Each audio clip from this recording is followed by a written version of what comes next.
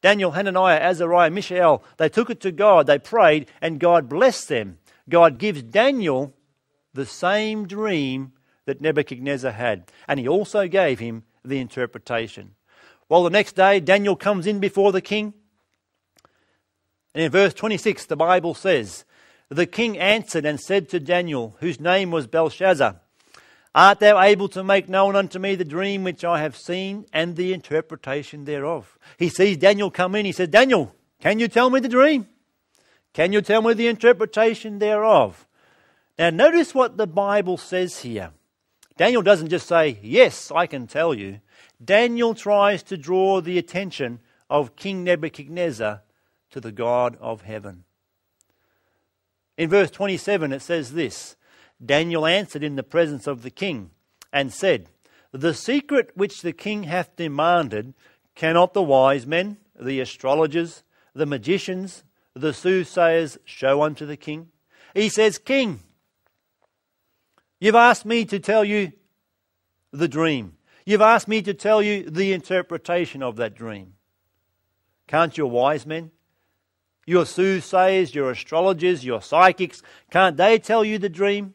You see, friends, what Daniel's trying to do, he's trying to draw the attention of King Nebuchadnezzar to the God of heaven.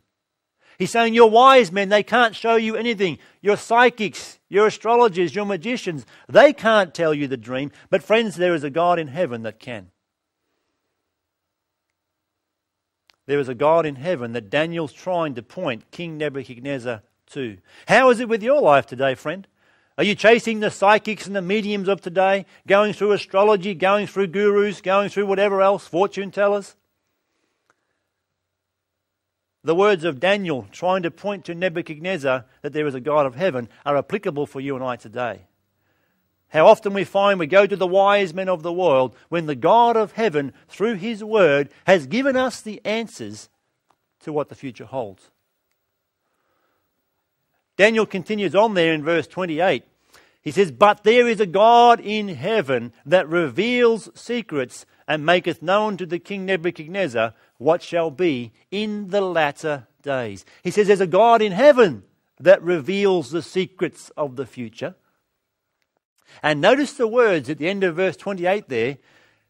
It says, "And what shall be in the latter days." Now we're starting to get a bit of a clue of what this dream that Nebuchadnezzar had is all about. The first point we must understand is that this dream is prophetic and it has to do with future times.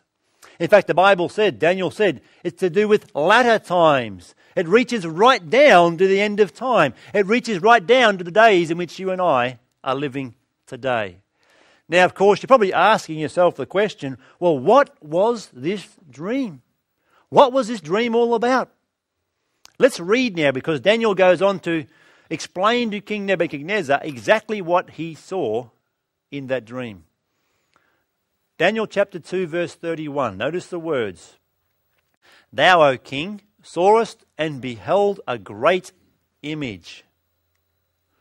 This great image, whose brightness was excellent, stood before thee, and the form thereof was terrible.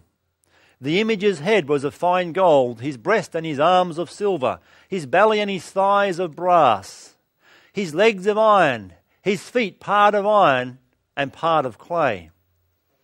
Thou sawest till that a stone was cut out without hands, which smote the image upon the feet that were of iron and clay, and brake them to pieces.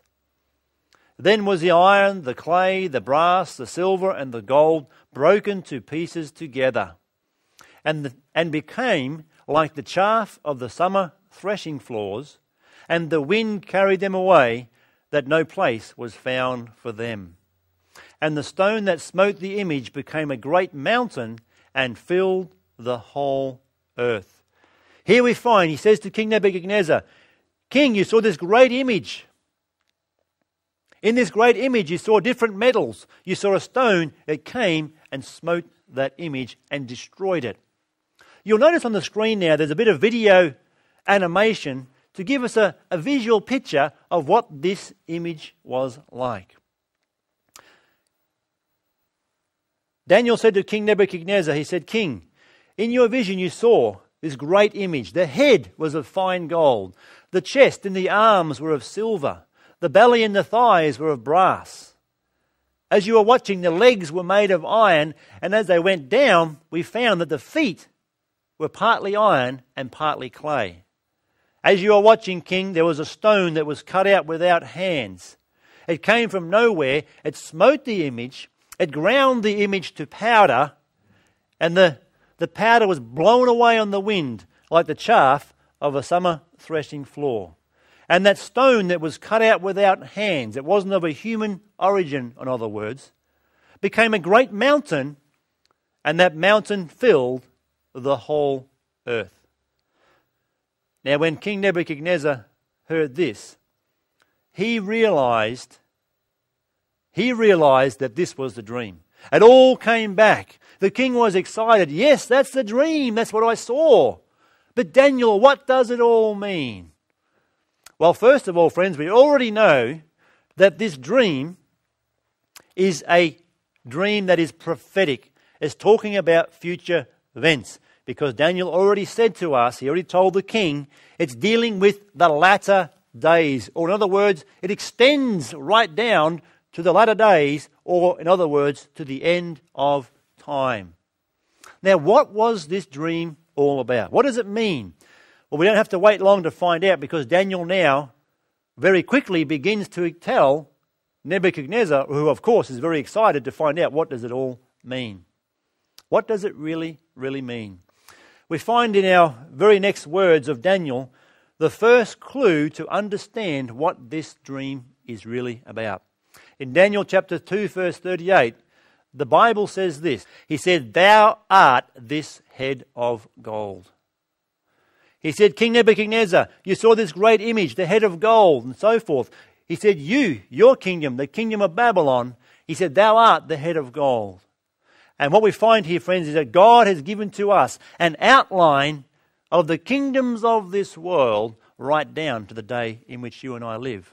It's given in the symbolic imagery of a metallic man.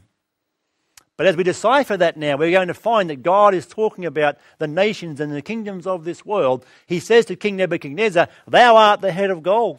Your kingdom, the kingdom of Babylon, is represented by that head of gold. And the kingdom of Babylon reigned from 605 to 539 BC. But Daniel goes on now in verse 39, and he says this, "And after thee shall arise another kingdom inferior to thee." Now this is where Daniel shocked King Nebuchadnezzar.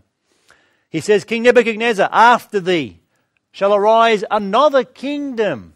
Who was the next kingdom on the scene of history after the kingdom of Babylon?